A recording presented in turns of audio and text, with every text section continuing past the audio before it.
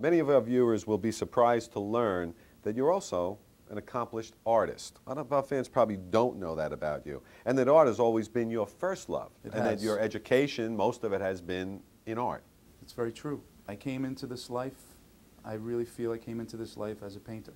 Yes. And everything I've done has been in terms of painting. I mean, I even relate acting to painting sometimes. It's almost like when you start a painting, you have a blank canvas. Right. You know, you layer it, you sketch it out, it becomes clear.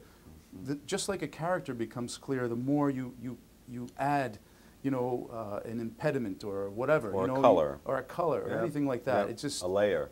There's a lot, for me, there are a lot of correlations between acting and painting, and art in general. I bet. As a teenager, you had the good fortune of somehow having the opportunity to paint the portrait of legendary comedian George Burns, which opened up many doors for you. It really did. How did it happen?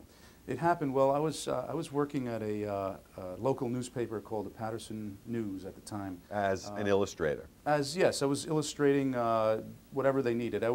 After school, I would go there and work. Yeah. And one day, a journalist came in, Rhodey Alexander, she was a wonderful person, came in and said she would be interviewing George Burns.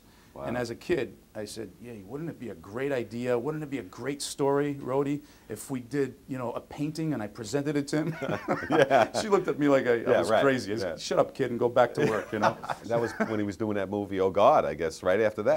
That's right. It's, just after Oh God, because I incorporated a painting from, or the Oscar, when he won the Oscar for Oh God. Yes. I incorporated that scene into the painting. But she came back and said, listen, I made a few phone calls. You have 1 week to do that painting. And I researched his life. I read a few books in the short time that I had and did the painting. And I know he loved it. He loved it. He had it in his living room. Yeah, I heard that. And it was sold at Sotheby's posthumously with his estate. It was huge. I was 18 years old.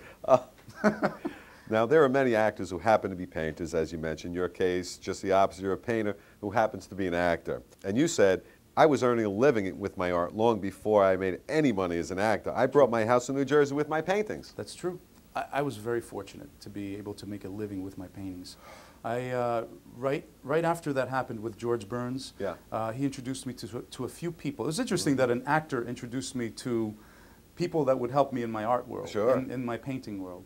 And I wound up doing illustrations for different magazines and book covers.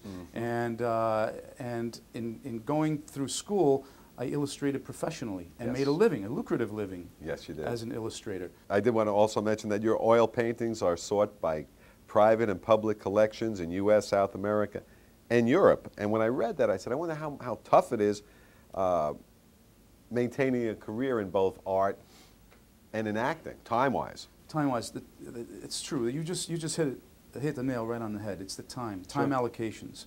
I have to paint throughout the night in order to complete my paintings. Unfortunately, I don't have the luxury anymore to paint during the day in natural sunlight, which I would love to do, but it's a luxury these days.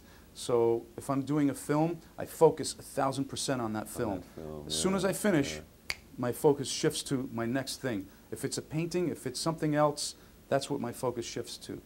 And so it's a challenge. It is. It's a huge challenge. And fortunately, I've been able to juggle both careers successfully.